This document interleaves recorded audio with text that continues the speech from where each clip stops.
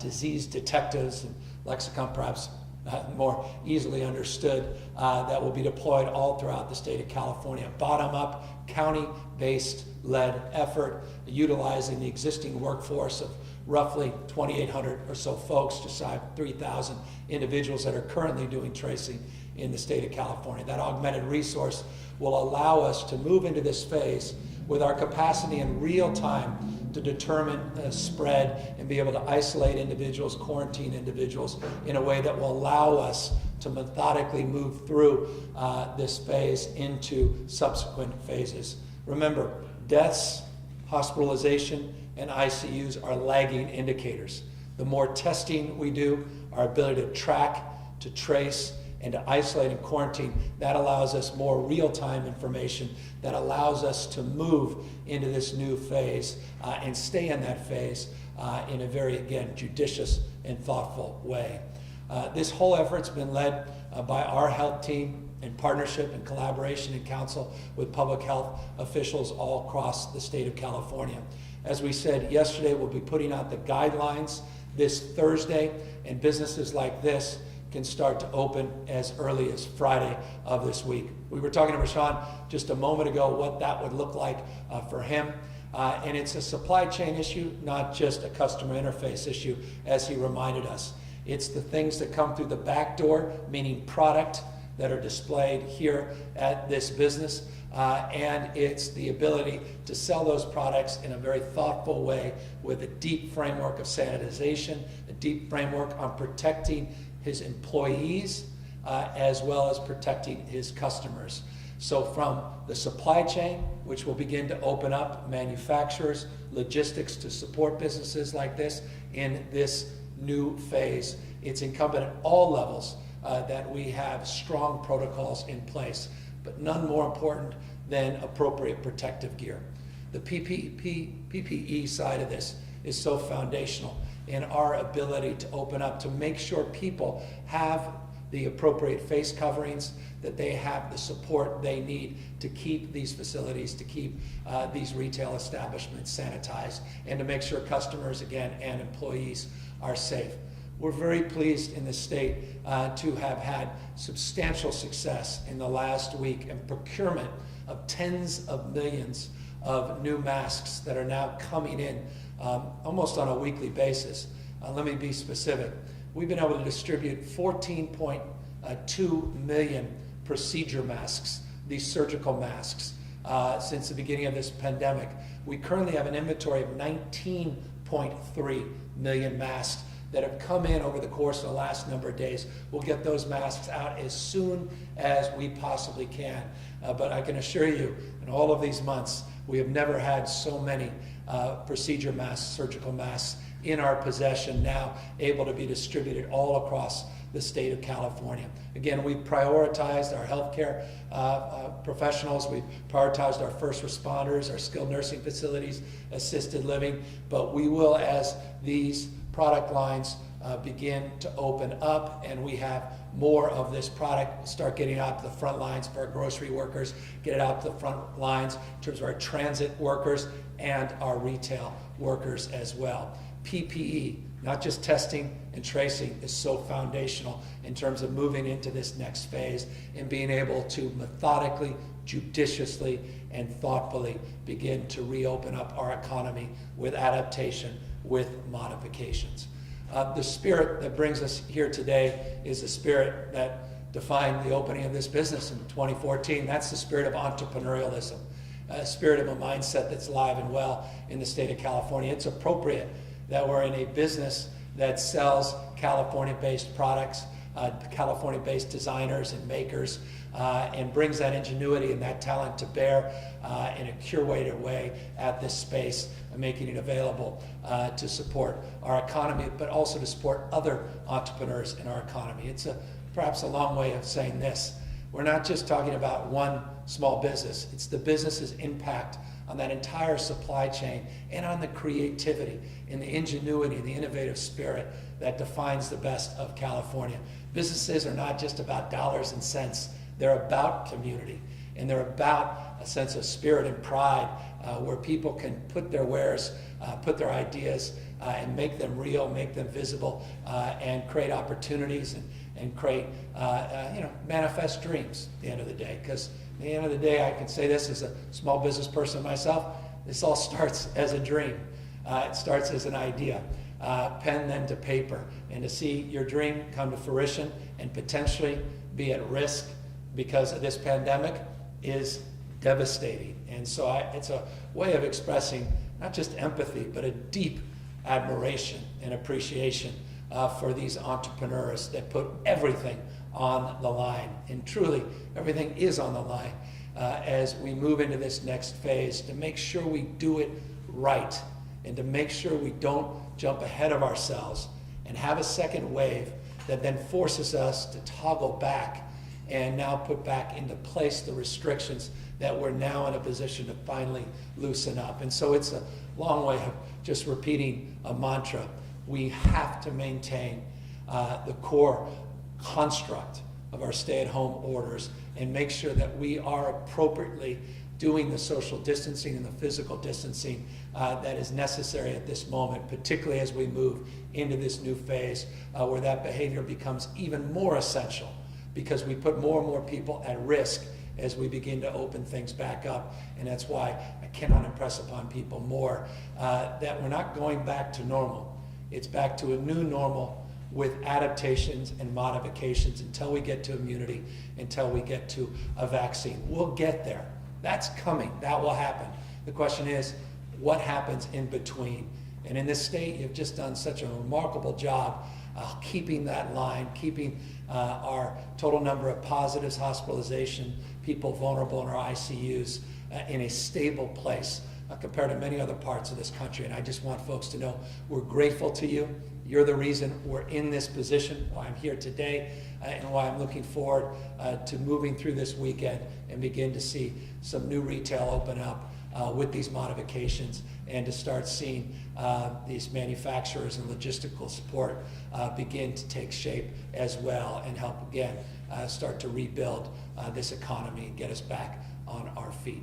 With that in mind, before I get to all of the daily updates, I wanted to acknowledge a local elected official, someone known very well here in Northern California, the former pro tem, the state senate, now mayor of the city of Sacramento. Mayor Steinberg has been essential and critical in terms of helping guide us to this point. And one thing is clear to me. At the end of the day, we put out these guidelines at the state level, but its application, its implementation is manifested at the local level. And that's why local electeds are so important. Mayors at this moment are so important. That collaborative spirit between the city of Sacramento and the state of California has been demonstrable for many, many years, but notably many months through this pandemic, including the announcements a few weeks back on Project Roomkey to help Californians that are out on the streets and sidewalks and in shelters are homeless and get their support. Daryl was critical in helping advance that effort. He's critical in terms of advancing this effort as well. Wouldn't be appropriate to be a retailer in the city of Sacramento, just days away from beginning to reopen parts of this economy with conditions if we did invite the mayor to say a few words. With that, Sacramento Mayor Daryl Steinberg.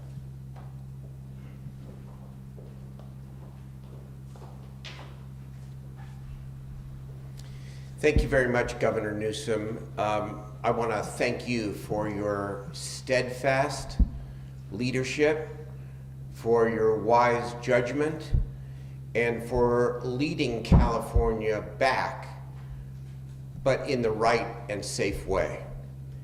This cannot be a choice between public health and reopening the economy. We know that we must do both.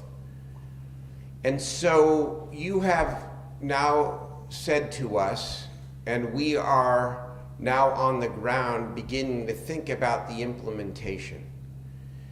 It is not a question of if, it is not a question of when. It is a question of how.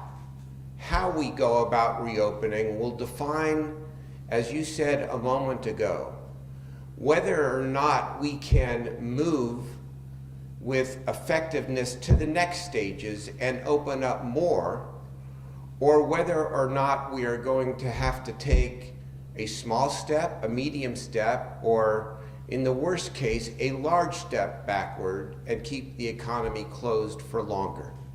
We know there is only one way to go, and that is forward. And so how we reopen at the local level and throughout the state is absolutely crucial.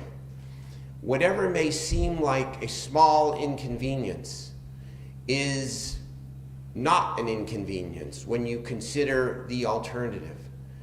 To be able to shop at Rashawn and Maritza Davis's Display California store, but to have to pick up at curbside is no big deal. To make sure that you don't come if you're not feeling well. To make sure that with the work you have done, Governor, to assure that we have more masks, to wear masks when you're out in public, to provide that extra layer of protection, to make sure that you are always washing your hands and that we are always using the right sanitation supplies in our retail spaces. We do all of that, and the governor will then be in the position, we will all be in the position where we can confidently take the next steps and open more and return, yes, not to normal, but to the new normal, which will reconnect us as members of our community, which will allow more of our small businesses to recover and ultimately to grow, and will allow us to see that new day in California again, where we are open for business. Thank you very much, Governor.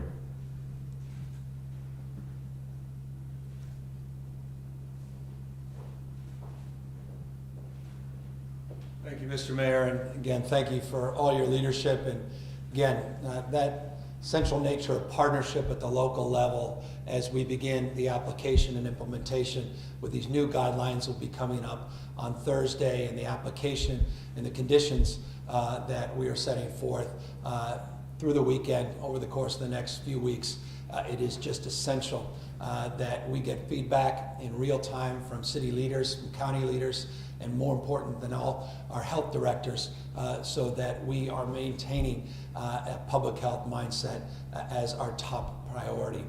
I also want to just extend a prioritization beyond just our capacity to begin these meaningful modifications, but also to do what we can to help support these small businesses with loan assistance. As you know, the Small Business Association administration has a number of small business loans, and of course federally with the CARES Act, this PPP program, distinguished from PPE, that's personal protective equipment. The PPP program is that support program that has gotten a lot of attention and drawn a lot of anxiety for businesses all across the United States to draw down loans or potentially forgivable loans in the future. The first round of dollars, Californians did not fare as well as we should have in terms of the percentage of the loans we were able to draw down and the number of dollars that we were able to draw down. I want to just update you on the good news. The first round of PPP, $33.4 billion was distributed in the state of California in terms of those business supports, with just 60% of the second PPP program, just 60% of the second PPP program. We have already drawn down $33.2 billion. So roughly the equivalent amount of the entire first program, even though just 60% of the funds have been distributed nationwide. It's a way of saying this: we are doing much better in this second round. More loans, almost 3 times as many loans have been drawn down in the state of California, and more money. So we're very encouraged by that. When you add up both loan programs, average them out, we're currently doing about 11.2% of all of the loans in America, and 12.9%, roughly 13% of all of the money coming into the state. It's getting closer to where it should be. Again, the good news is 60% in this second round, and that's where we're punching above our weight. Critical for small businesses to be able to draw those dollars down. Critical that people that don't need it don't take advantage of that program, and critical for companies that are very large and have huge cash capacity not to compete with businesses like this that must be the top priority of a program like that. So I wanted to update you on the PPP program. Some good news there as it relates to California punching above its weight on this second iteration of that plan. I also want to give you an update briefly on some very positive developments in Orange County. I announced yesterday Laguna Beach. We announced yesterday the work that we had done with their mayor and the work we're doing in San Clemente to reopen the beaches down there. I couldn't be more complimentary of their local elected officials. The mayor of Laguna Beach, a prime example how collaborative and cooperative his team was with our team to come up with appropriate restrictions in terms of beach access, but to be able to open up those beaches for access. We announced those yesterday.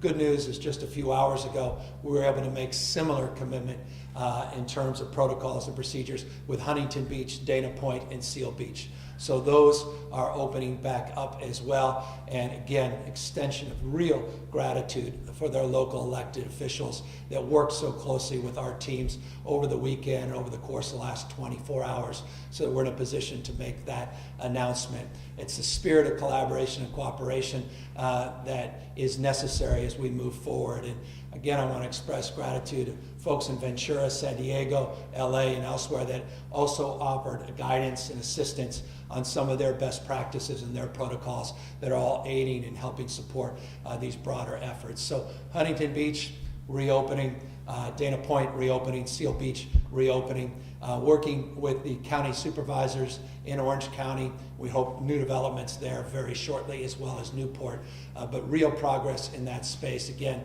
in the spirit of collaboration, in the spirit of partnership. And again, I, more than anyone, look forward to making subsequent announcements in this space as we move forward. Just briefly, we reached a milestone, an important one, over $10 billion of unemployment insurance we've now distributed to people all across the state of California just since March 15th. Again, this is unprecedented in our state's history. These are numbers no one thought they'd see in our lifetime. $10.1 billion to be exact now has been distributed. Some 4.1 million people have filed for unemployment, not since March 15th, but since March 12th.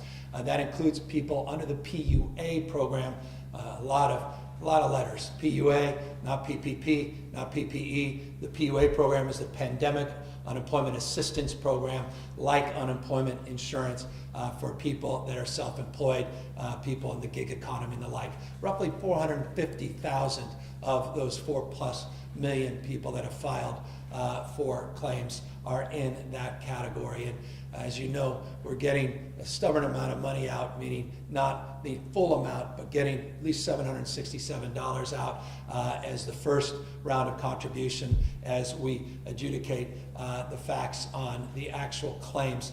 This goes deep into the issues that have been brought to the fore today through a lawsuit by our Attorney General and a number of city attorneys related to misclassification of employees, related to AB 5, vernacular, and Assembly Bill 5 that people know well here in the state of California. Bill that is a full effective law. It's a codification of a Supreme Court decision well over a year ago. And in our January budget, we announced the enforcement of that in terms of recommendations to get more personnel and staff. The budget that I'll be submitting as the May revise on May 14th will further that effort. And I just say that to make this point.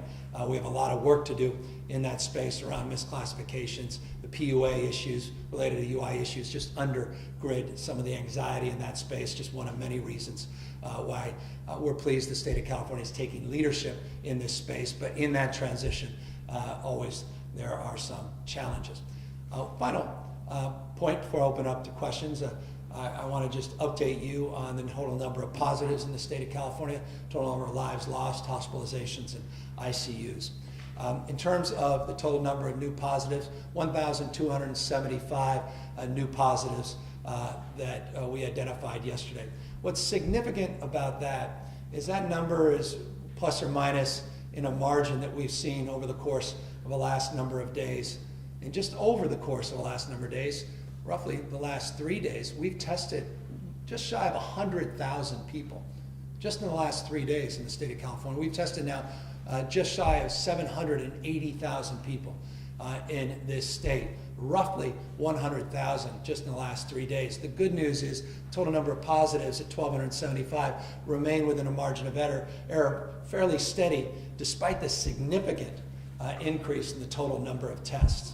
We saw 63, tragically, number is 63 people lost their lives in this reporting period. 63 lives torn asunder, 63 families whose lives have radically changed. Our heart goes out to every single one of those families. And by extension, always our concern, number of people in ICUs and hospitalized.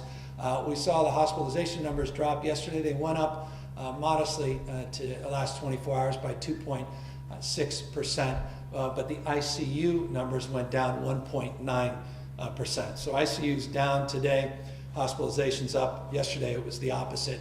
The good news, again, in an effort to try to not confuse you, but to also be accountable to being as precise as I possibly can, we have people under investigation, the PUIs, not the PUAs. The PUIs, people under investigation, both for hospitalizations and ICUs, those numbers also dropped yesterday. It's another positive indication.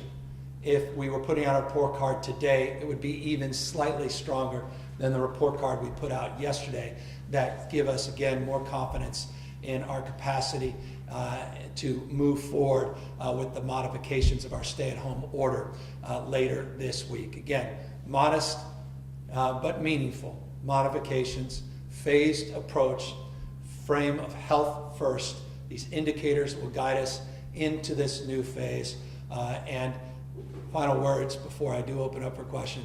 We continue to have very robust and very, very positive conversations with our county and county health officials, our county elected representatives and health officials, as they understandably are inquiring about the capacity to make variance requests through self-attestments, self-certifications with containment plans that will allow them to go deeper into our phase 2. And so we are working with them hand in glove.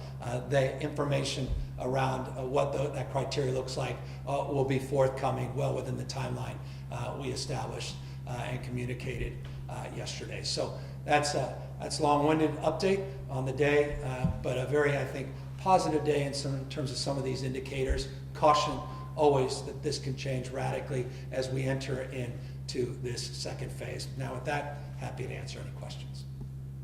Hi, Governor. My name is Ashley Zavala. I am the State Capitol Bureau reporter for Nexstar Media Group, which has 7 TV stations across the state between San Francisco and San Diego. Our first question today is coming from Elix Michelson at Fox 11 in Los Angeles, with you hosting a roundtable later this afternoon, and then I know you had one last week. He's wondering, what's the greatest area of concern you're hearing from small business owners so far? How do you address it? How do you enforce your guidelines so everyone gets a fair chance? Yeah, I mean, it's a wonderful question. As you know, and many others, and I appreciate the frame of the question you referenced, we've been having very robust outreach, or we are engaged in robust outreach, sector by sector, all throughout the economy in the state of California. A few weeks back, we announced a remarkable group of talented individuals, some of the most well-known business leaders in the world, Tim Cook of Apple and Bob Iger of Disney among them, as well as social justice warriors on our Economic Recovery Task Force. That task force has a dozen or so, a little less than a dozen committees that are advising us not only regionally but sectorally, and beginning to help us break down and work through some of the questions around guidance. I've been having a series of Zoom conference calls with business leaders of different stripes, large business, medium-sized businesses, and very small businesses, to address their particular and unique needs. Today, this afternoon, we will be doing the same in our manufacturing space. We'll be doing more in the entertainment space and others over the course of the next few weeks. So it's a way of answering the question. Sector by sector, we begin to process that dialogue, then we process the lessons learned. We're getting all the benefit of our recovery task force and the information they're providing us, and then the best practices we seek all across the country and for that matter around the world, and of course our partnership with other states. And that partnership has turned out to be profoundly more impactful than even many of us originally believed. I made a comment yesterday that our regional variation strategy came in no small part because of the leadership of Jared Polis in Colorado and Governor Brown up in Oregon, and the sharing of best practices in that space. So it's all of that together that allows me to answer that question. It's not just an intellectual exercise in the abstract. It's one of deep engagement. As it relates to the application of these rules, again, localism becomes so determinative. The leadership of mayors like Mayor Steinberg, the leadership of county supervisors, and again, no substitute for the leadership of county health officials. The guidance is real, and it could be raw. I mentioned yesterday that the alcohol beverage control had reached out to 81 businesses, and 80 businesses complied. Those 81 businesses were open against the advice, counsel, and directive of their county health guidelines. Today I got an update. It's now 82 businesses. It's interesting. They made phone calls, and most of those phone calls went extraordinarily well. In a few cases, a few dozen, they had to make visits, and those went extraordinarily well. There was just one outlier. So it gives you a sense on the enforcement of many of the tools in the toolkit. No one wants to be overbearing. People just want to be responsible. And when you get a call from your county, you get a call from mayor's office, you get a call from health director, you get a call from state agency like the alcohol beverage control, know that they're just doing their job and trying to keep all of us healthy so we can get into these phases and out of these phases and into the new phases sooner than we otherwise would. Our next question is from Sophia Balag with the Sacramento Bee. She's wondering, you've said the shopping malls won't be reopening Friday, but can stores inside those malls be open for curbside pickup? What about big box centers and strip malls? Yeah, not in this first phase. We're going to be working with the counties on local variances, and that's the conversation we're having with the counties in real time. Their ability to move deeper into phase two, those are phase two activities, the larger malls. But in this first round, the guidelines we'll be putting out Thursday, you're correct, that's not part of the guidance we're putting out statewide, but it is part of the conversations we're having where people can attest with local certification, with concurrence of their local health director, as well as their county supervisors in consultation with their health system with a series of criteria that we'll be putting out in the next few days. So that is a point of possibility, but only on this regional variance basis. Next question is from Kathleen Ronan with the AEP. Okay, next question is from Kathleen Ronan with the AP. She's wondering, Yuba and Sutter counties are allowing dine-in at restaurants, hair salons are open, and the Yuba-Sutter Mall plans to open tomorrow. You've said counties can go deeper into phase two ahead of the state, but can they go into phase three, which includes things like hair salons? If not, then will these now opened businesses need to close? Yeah, they're making a big mistake. They're putting their public at risk. They're putting our progress at risk. We've been clear about that, well aware of those examples. These are exceptions. These are real exceptions. The overwhelming majority of Californians are playing by the rules, doing the right thing. They've put us in a position where we're making these announcements this week. We have guidelines, we have criteria. They can choose to work collaboratively with their health director, their county supervisors, and the state, and allow us to publish those guidelines. But those are not phase three guidelines. These are getting deeper into phase two. That's what the state will afford in the short term. And to the extent that they go further, they put those businesses at risk. not only the health of their communities at risk. And I would encourage them just to do the right thing and know that we are committed to working with them, as we have been, and their county representatives through CSAC, League of Cities, and their health directors to accommodate their local needs and their regional variances. But we have a process and protocol to do that. And so we believe in ready, aim, fire, not ready, fire, aim. Next question is from the Wall Street Journal. What do you think of the timing of the AG's lawsuit now against Uber and Lyft in the middle of this pandemic? How do you expect it to affect those businesses while they're already reeling from the coronavirus slowdown? I think I said what I said about this a moment ago. It doesn't surprise me. Since the Dynamax ruling was years ago, I just remind the person that asked the question, this was a codification of a Supreme Court rule. The whole issue of misclassification didn't just occur out of nowhere. It didn't just jump into the consciousness of these companies in the last number of months. It certainly well predates the coronavirus. AB 5 was adjudicated and was compromised with a number of classifications being exempted over the course of a very robust legislative calendar last year with a lot of input. Not everybody was satisfied by it, but the letter of the law has to be applied. We want to be cooperative and collaborative, but we as a state have a responsibility to do what we said we were going to do. So again, the lawsuit doesn't surprise me, and to the extent the question could have easily been asked from another perspective, does it complicate matters that those same companies want to go to the ballot to undo the law? I imagine one could ask from that prism the same question.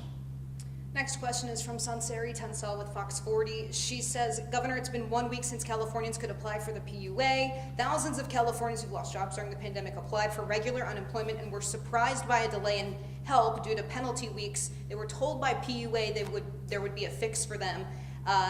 They were told they would get a letter by May 2nd telling them how to apply and get some financial relief in these unprecedented times despite the penalty weeks issue. Thousands had started a petition about this. Multiple agencies like the Center for Workers' Rights sent you a letter about a badly needed fix for these folks. Now these workers haven't received letters and still haven't received any help. What's going on? Okay. And was the best idea to lump this group? You're good. I'll have to find the letter. Forgive me. I haven't had a chance to look at the letter directly, but I'll have Julie Sue, whose responsibility is the EDD.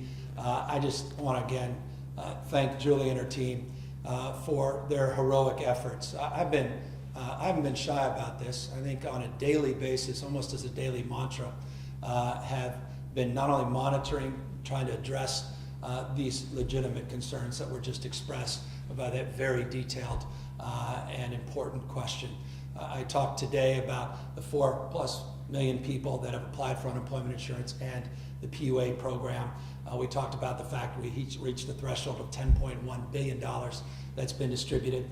A couple days ago, I talked very specifically about how we moved 1,340 new people to work the phones to improve the system, how we added an additional 600 staff that are being redeployed as we speak in real time.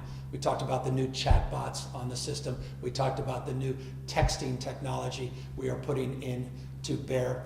We talked about the fact that we extended the hours of operation on our call center since 2013. We're 8 a.m. to noon, 5 days a week. Now we're 8 a.m. to 8 p.m., 7 days a week. And how all of that is not good enough. That people are rightfully frustrated because of the deep anxiety and stress they have about their ability to pay even for basic things like food and transportation, let alone housing. And so we continue to do everything in our power to improve that process, including changing the criteria to which we adjudicate these claims. The PUA process is novel for us across this country, and we are sharing best practices to the extent we can find them. We have 450,000 people in the queue of those 4.1 million people that are in the PUA category. We're able to get checks out, $767. That's the $600 check that comes from the CARES Act plus the $167, which is the minimum payments to get those processed as quickly as we can. And now we have to address those deltas on those claims that go deep to that question. And we are doing our best in real time to make real a lot of the things that were promoted in that program. This is hardly a satisfactory answer to those that want their check and want it now. But I will just say this, I'm very proud of Julie Sue and her team in this respect, that before this pandemic, there was a 3-week period to which we would get a check distributed. They've been able to continue in that spirit despite the unprecedented number of calls, unprecedented number of checks that have had to be distributed. And when I say checks, let me just also be candid with you. These are not always checks, these are debit cards. And we have a partner with one of the largest banks in the world. They ran out of plastic. They didn't even have the capacity because of their responsibilities to do similar work all across the country to even get the debit cards. We worked with them to work some of those issues out. This was a few weeks ago. It's just one of many examples where we're all just trying to do our best, and best is not good enough. And to the extent that the details of a letter that I unfortunately am not privy to at the moment, forgive me, the multitudes, the stacks of letters I am receiving, forgive me for not having read that specific letter. Julie Sue, I'm sure, has, and she'll get back to the questioner. Next question is from Doug Sovereign with KCBS. He's wondering, I'm sure you've seen the new IHME and CDC models that project big spikes in both cases and deaths after states reopen and people have more contact with each other, although they don't project such a spike in California. What does the latest run of California's model show? Why isn't the state's model more public? There are many people in the Bay Area and really across the state who fear it's too early to allow more reopening. How hard is it going to be to reinstate shelter-in-place orders if relaxing does bring a spike and the horse is already out of the barn? I could add about a dozen more questions to those questions, and they're all open-ended questions and the right questions to ask. So the questions we're asking in real time, we're trying to answer in real time the questions we posed to the folks up in Yuba, folks that want to open earlier.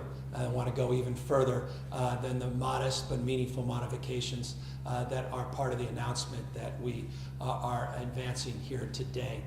So look, we're going into this very thoughtfully, very soberly. We recognize the challenges, but as well, we also recognize that the indicators we put out consistently have updated the public on. Those indicators are guiding our decision making, and a lot of those indicators are positive in terms of allowing us the confidence to move into this next phase, into the second phase, in a very thoughtful and judicious way. Doug is absolutely right. We recognize that certain parts of the state are in different conditions, different environments where they don't even want to get into this second phase yet. And that's why we were crystal clear yesterday that we're not preempting local decision making in that respect. We're allowing stricter guidelines to remain in place in parts of the state where those concerns are more legitimate, more valid. So we listen to people in real time. We collect the data in real time. You'll see in our guidance to go further than what we announced yesterday on a regional basis, that we have specific prescriptive requests of those counties before they can certify or self-certify, that they have to be able to answer the question Doug posed on the ability to toggle back to then strengthen again those restrictions that they may have loosened up based upon community spread, based upon hospitalizations, based upon increase in surge, based upon conditions changing on the ground. We talked about serosurveillance, PCR surveillance, otherwise known as community surveillance. We'll be doing a lot more of that all throughout the state of California. The tracing and tracking becomes foundational in that respect. All of those are answers to Doug's question, but each has to be tailored with local conditions in mind, and that's how we are conducting ourselves, so that this is not just a broad mandate where everybody has to go at the same time. These are the opportunities for people to go at different times based on different conditions, but with a health frame as its foundational framework and indicators guiding ultimately our decisions to move even further or to toggle back. This is our last question, and it actually came from numerous outlets, including Politico and the LA Times. The president tweeted just recently, just within the last hour, well-run states should not be bailing out poorly run states using coronavirus as the excuse, exclamation point. The elimination of sanctuary cities, payroll taxes, and perhaps capital gains taxes must be put on the table. Also, lawsuit indemnification and business deductions for restaurants, etc.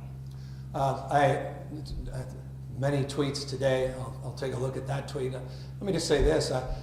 In the spirit of what the president said, let me reflect on it. Well-run states shouldn't have to bail out others. I don't mind, as an American citizen, doing even more than other states. I'm proud to have grown up 5th generation in California. We're in a store, the personification of California designers and makers. California has historically been a donor state, and very proud that it's been a well-managed state in this respect in particular. A year ago this month, 1 year ago this month, the state of California was negotiating a budget that needed to consider a $21.4 billion operating surplus. I'll repeat that because it's, well, worthy of repetition. A year ago, in the May revise, this state was presenting a budget to the legislature, my office, that was trying to prioritize the use of $21.4 billion in an operating surplus. Just a few weeks ago, in my January budget, we announced a projected $6 billion budget surplus. We had paid off that wall of debt, previous administration, prior to Governor Brown. Governor Brown had inherited. Our bond rating went up not once, but twice.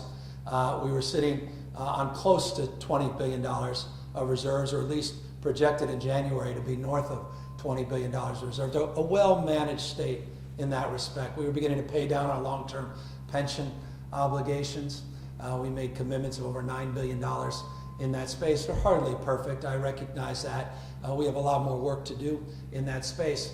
So I appreciate, to that extent, the spirit of what the president's tweet, I believe, alluded to, that we should reward good behavior. If that's the case, California will be well positioned in any subsequent coronavirus relief. In fact, I imagine we would be front and center in that consideration, considering the magnitude of those surpluses, considering the management of our budget, and considering the magnitude of this virus and its impact on our general fund. That will be made more real when I submit to the legislature the May 14th deadline for our revise. Tens of billions of dollars in deficit now, just like that, because of this virus.